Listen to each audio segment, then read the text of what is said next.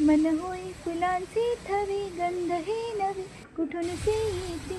मन वाऱ्यावरती झुलते, असे उंच उंच का उडते, मग कोणा पाहून उडते. सारी कळत नकळतच घडते, सारी कळत नकळतच घडते, सारी कळत नकळतच घडते, सारी कळत नकळतच घडते.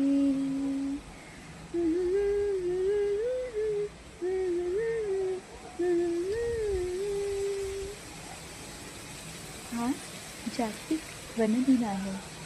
बघा हे स्वच्छंदी फुलपाखरू किती मोहकरित्या या वाऱ्याबरोबर या फुलांच्या लहरीने इथे आकर्षित झालं आणि असं गिरत्या मारत मारत गोल गोल गोल हे फुलांभोवती फिरत आहे.